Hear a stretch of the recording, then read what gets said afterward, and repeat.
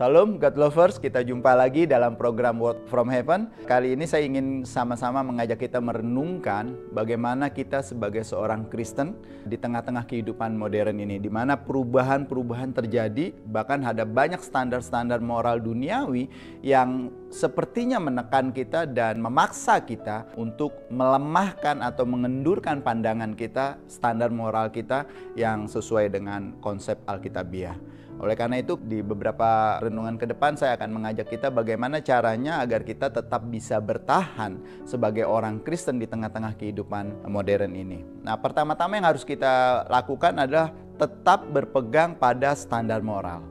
Di dalam 1 Yohanes 4 ayat 7-21, tapi kita akan baca sampai 12 saja, bahwa dikatakan, saudara-saudaraku yang kekasih, marilah kita saling mengasihi, sebab kasih itu berasal dari Tuhan.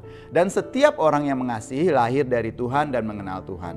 Barang siapa tidak mengasihi, ia tidak mengenal Tuhan, sebab Tuhan adalah kasih. Dalam hal inilah kasih itu dinyatakan di tengah-tengah kita, yaitu bahwa Tuhan telah mengutus anaknya yang tunggal ke dalam dunia, supaya kita hidup olehnya. Inilah kasih itu, bukan kita yang telah mengasihi Tuhan, tetapi Tuhan telah mengasihi kita dan yang telah mengutus anaknya sebagai pendamaian bagi dosa-dosa kita. Saudara-saudaraku yang kekasih, jikalau Tuhan sedemikian mengasihi kita, maka haruslah kita juga saling mengasihi.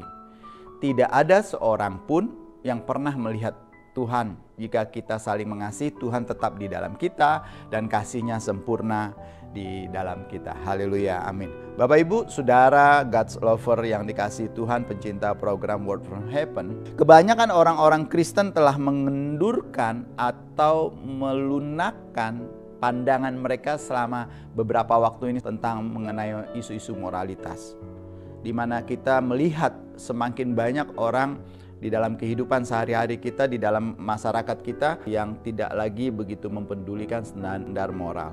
Hal ini sebagian disebabkan oleh tekanan yang diberikan kepada orang Kristen dari masyarakat luas untuk terlibat di dalam dosa.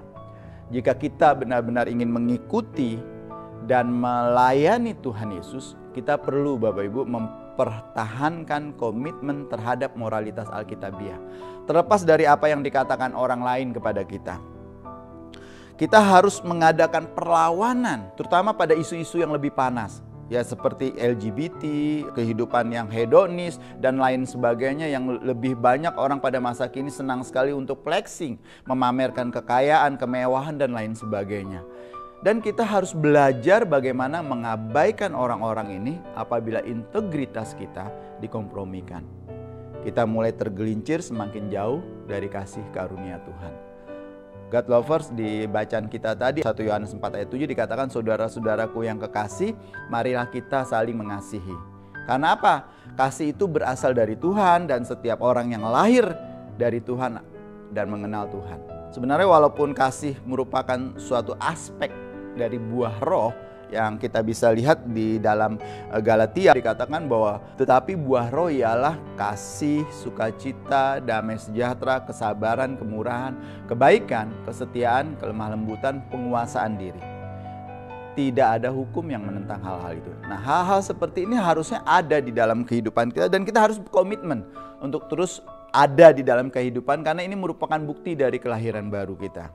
1 Yohanes 2 ayat 29 berkata, jika kamu tahu bahwa dia adalah benar, kamu juga tahu bahwa setiap orang yang melakukan kebenaran lahir dari dia, yaitu Tuhan Yesus. Kasih juga adalah sesuatu yang harus kita kembangkan. Kasih itu bukanlah sesuatu yang monoton, kasih itu bukanlah sesuatu yang mati, tapi kasih itu harus dikembangkan di dalam kehidupan kita. Makanya Rasul Yohanes mengulangi lagi di 1 Yohanes 3 ayat 9-10, dia berkata begini Bapak Ibu, bahwa setiap orang yang lahir dari Tuhan tidak berbuat dosa lagi. Sebab apa? Benih ilahi tetap ada di dalam dia dan ia tidak dapat berbuat dosa. Karena ia lahir dari Tuhan. Inilah tandanya anak-anak Tuhan dan anak-anak iblis. Setiap orang yang tidak berbuat kebenaran tidak berasal dari Tuhan. Demikian juga barang siapa yang tidak mengasihi saudaranya. Bapak Ibu Saudara yang dikasihi Tuhan, oleh karena itu Rasul Yohanes menasihati kita untuk saling mengasihi, memperhatikan sesama kita, dan berusaha memajukan kesejahteraan mereka. Yohanes tidak berbicara mengenai etikat baik, tetapi mengenai keputusan dan sikap kita untuk menolong orang lain. Kita bisa lihat di 1 Yohanes 3 ayat 16, demikianlah kita tahu kasih Kristus, yaitu bahwa ia telah menyerahkan nyawanya untuk kita. Jadi kita pun wajib menyerahkan nyawa kita untuk saudara-saudara kita. Kita bisa melihat Bapak Ibu bahwa kasih yang diinginkan oleh Rasul Yohanes mendorong kita untuk memperlihatkan kasih karena 3 alasan. Kasih adalah sifatnya Tuhan sendiri. Yang kedua, sebab Tuhan mengasihi kita. Dan yang ketiga, jikalau kita saling mengasihi, Tuhan tetap di dalam kita.